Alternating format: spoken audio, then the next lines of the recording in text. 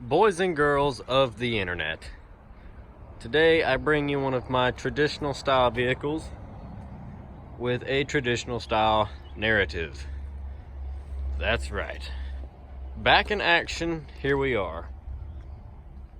And this particular Jeep is not your stereotypical Cherokee. This, my friends,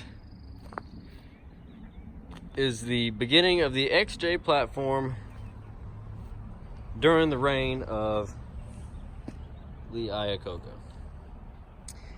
This is probably one of my favorite of the XJ body styles that they did. I think there were 3 of the XJ body styles during its production. 4, I guess, if you count the earlier ones with the single headlight. But this is the one we're talking about today. This is the Wagoneer of XJs. The styling with the wood paneling up the side was supposed to look like their older Wagoneer body styles, but you can clearly tell that the XJ and the Cherokee that soon would follow are shining through. This one is actually a wonderful example of a Wagoneer Cherokee. Like I said, even though it's not branded as such. The dash has not one crack in it. The door panels are just in really good shape. A little bit of sun fade and wear has started on the top of the fake wood trim. The carpet is now a nice green shade on the door. However, this thing's pretty freaking awesome. The headliner's got that one little bubble right there. As you can see, right there is its weakest link. And man, oh man, I'm telling you, if you need you a project, this is the one for you. The chrome bumper across the front doesn't have a ding in it.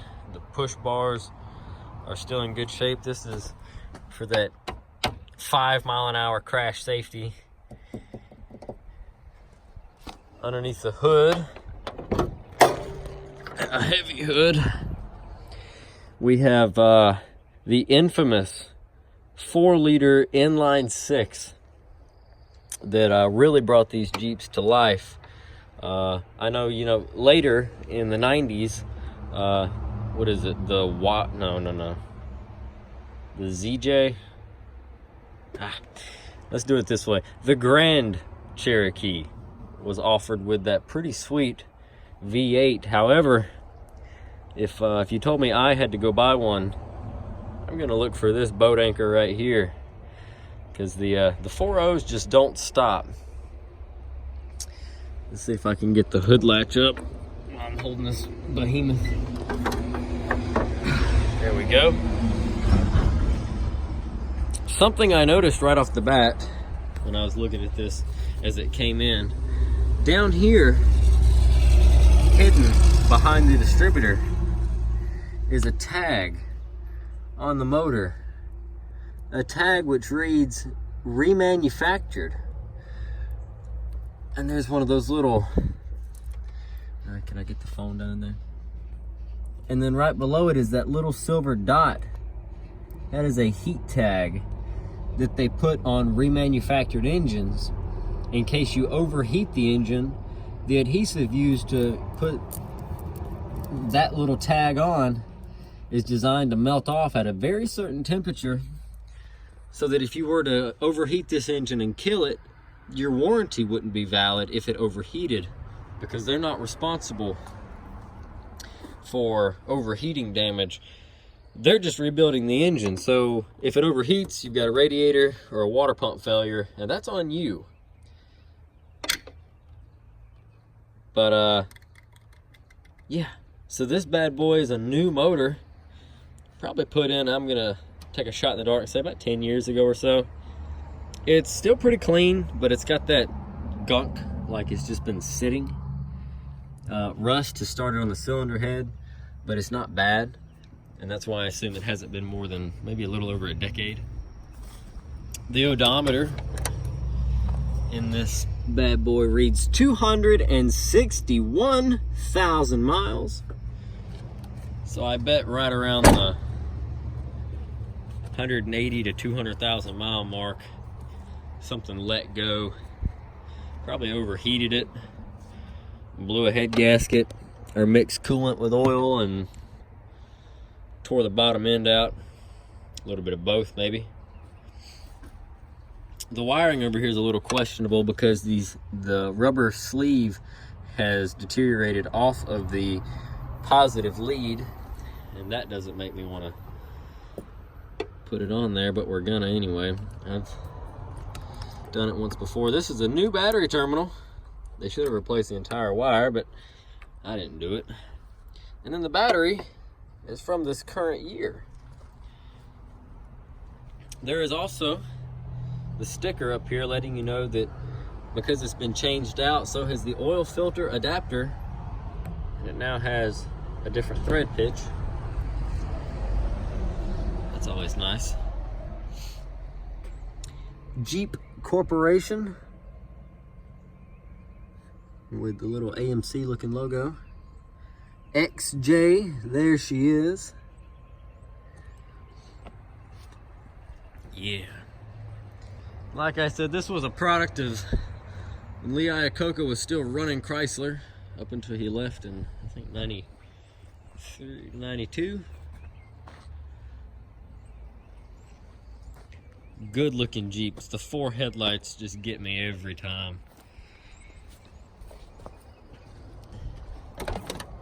Let's look at the back seats real quick. Check out that. It's cloth and leather. It's really not in bad shape. You could clean that up pretty well. The front seats have covers on them. Underneath, if it'll come off again, they're not terrible. They are starting to tear on the corners, and the leather's cracked. The driver's side's the worst. The passenger side's good, but you bought a set of seat covers, so why not go ahead and use both of them, they said. Another thing that I've noticed, well, we'll talk a little more. This is 4-wheel drive. You have 2-wheel drive, you have 4-wheel drive part-time, then you have full-time 4-wheel drive, and then you have 4-wheel drive low range. Ashtray, cigarette lighter, Sony radio from a decade ago, glove box. Here's the steering column. This is your old style Cherokee Jeep steering column when it was still Chevrolet designed. So when you look at the keys, they say Jeep, but they've got that weird logo, and then on the back, American Motors. So we've got the original key for the ignition, and then we have the original key for the door, and if we're lucky, which we are, look at that, it still locks the glove box. So this thing has been sitting for a long time. You have a power shift between comfort and what would be considered in a modern car like a sport shift for the automatic overdrive transmission. But this Jeep has been sitting for a very long time. You flip the key and the gas gauge doesn't quite know what to do. We had a light over here. What did it say? Seat belts. There appears to be the option for like a little gauge of some sort right here. I don't quite know what that would be. If it was a gauge, it's not lighting up in this one. I don't think it is in this model, but I'd like to know what it was. Horn works. We did try to crank it, the fuel pump is shot. It builds up just enough prime when you cycle the key to sort of light the engine off, but then it ends up stalling. We'll give it a shot.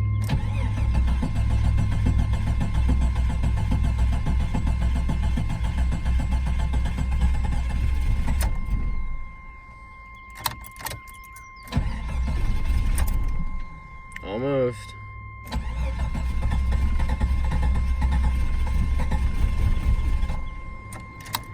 Almost.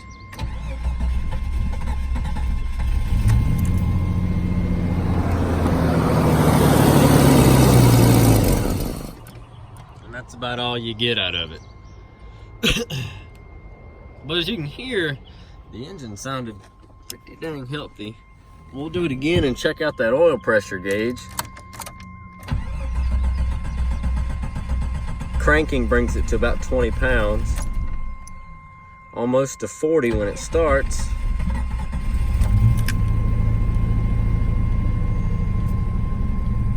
And it shows that it is also charging. So that's good.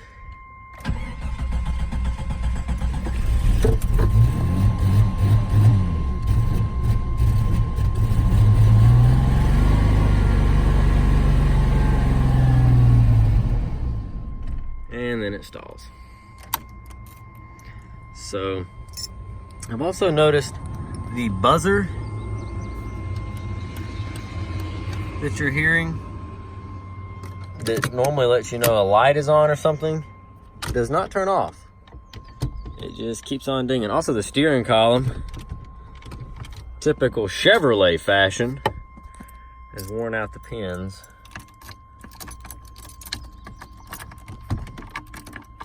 Oh, now I've wiggled it the wrong way. And the key's not gonna turn. Come on, key.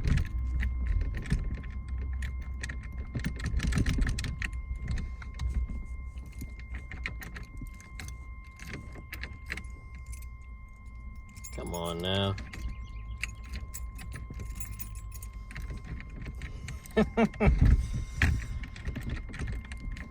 Now I'll have to finagle with the key for a little bit. There we go. Okay, we got it back on. That was starting to make me nervous. That's a low fuel light. That's what that is.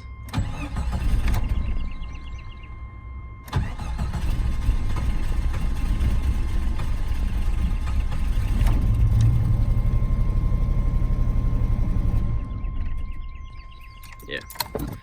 Anyway, as you hear, it did or does run. Got a working window. That one's super slow, probably needs grease. That one's working. That one's working. Once again, and some of that, I forget what they make it. It's for windows. It goes on the rubber to help the glass slide. Oh.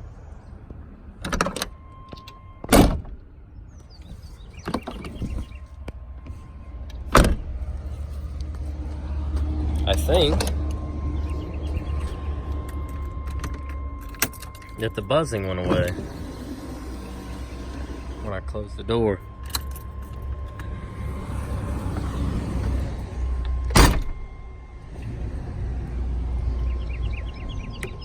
Nope, not this time. Well, anyway, the motor does run, and believe it or not, when it came in, we parked it up there where the Bobcat sits, and I drove it from up there to right here. One of its alloy wheels or aluminum wheels is missing. Luckily, I've got another set of these wheels put up back there. So I've got a matching wheel to go back on it. This front end is just freaking awesome. It's got a gold pinstripe. And I apologize for all the background noise. I normally don't film this far up by the old entrance that we have for the yard. I normally film way back down there somewhere, but this is where the Jeep was, and I just figured I'd make it quick and film it down here. I didn't realize we were gonna have so much traffic this morning. It's got a tow hitch on it, 4-liter Wagoneer, chrome's in good shape. Check this out. Yeah, the hatches are good. Got a little bit of rust on this plate, but everything else seems to be in pretty good shape. Got some fuel hose, push connector stuff. And one they didn't use, that's for patching fuel lines. I know where that's been patched at, I saw it already. Once again, it didn't work. I mean, it did work, but the fuel pump is just toast. So, and there's your fuel tank right there. It's pretty easy to get to. So, next order of business. For all my friends that are up north, let's talk about the rot and the lack thereof. So there's your rocker panel on the driver's side, looking all the way down. These are unibodies. There's really not like a, I mean, that would be your frame if you wanted to call it that right there. The exhaust has been worked on.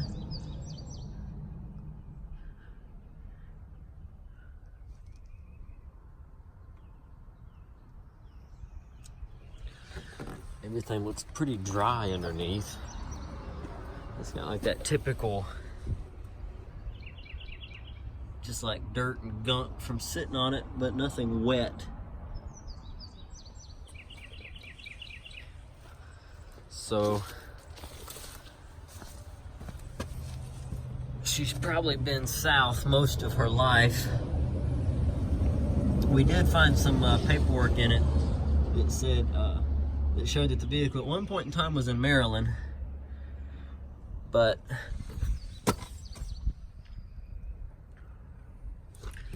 it is extremely clean. It's just been sitting for a long time. So all this stuff will wash right off. The clear coat's coming off the hood, don't worry. That'll wash off too. But yeah, so I'm gonna disconnect my battery cable. I don't want that sitting there with that buzzer going, slowly killing my battery.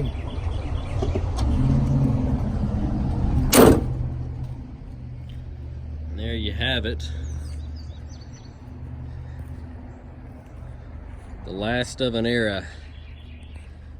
So pretty much after this is when they went to the single headlight design on each side.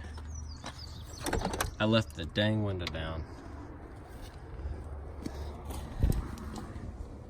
This, if I'm not mistaken, the paperwork and the title for the car still showed that it was a 1988 Jeep Wagoneer. Let me see if some of that is still in the glove box. I'm gonna keep it over here so you don't have to see the name, the people. Yeah, 1988 Jeep Wagoneer. When was this paperwork from, by the way? 2005. So there you go. But I have a new fuel pump assembly. The whole sending unit and assembly ordered from O'Reilly. And it is supposed to be dropped off sometime today. And when that happens, I'm gonna pull this bad boy up around to the shop. And I'm gonna throw a fuel pump in. I'm gonna get it on the lift, drop the tank, clean the tank out, put a pump in it. And then we'll see if it doesn't run then. Because I believe she's gonna be a good runner. And my sister, I don't know if you remember, we did a video year or 2 years ago on her XJ. She has the ZJ Jeep. After the XJ, I don't pay attention. Here's the ZJ. She's got a 96 or 7 Jeep Grand Cherokee Laredo 4-wheel drive with a 4.0, and she has done a lot of work to that. Her Jeep also came from here, and we did wheels and tires and exhaust and a bunch of motor work, and then a paint job and roof rack and lights and just all. I added a resitch, and we've done a lot of work to hers. And she has an interest in this one. So I'm gonna get the fuel pump thrown in it, see if we can't get this thing to run pretty good. And then we're gonna do the same thing to it. We'll do tires and tune-ups and brakes and fluid changes and all the good stuff that you'd wanna do after getting something that's been sitting for a long time. And as trade-in, so she could get this Jeep, she traded in her 89 F350 Crew Cab Dually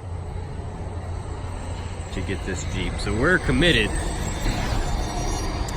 but I want you guys to stay tuned. I'm gonna try to do some more videos on this. And maybe even today, if that fuel pump comes in soon, we can get started on this, because I just think this is gonna make such a cool project. Like I said, there's a lot of potential sitting here. So we're gonna give it a go. But anyways, guys, this video is getting lengthy. Thanks for watching. Drop a comment down below. Let us know what you think. God, see, this is before 89 when the third brake light thing came into play. So it's only got 2 brake lights. After that, they implemented that all vehicles had to have a third brake light. Is that thing not just sweet? It's missing a 4-wheel drive badge, but I can rob one off another.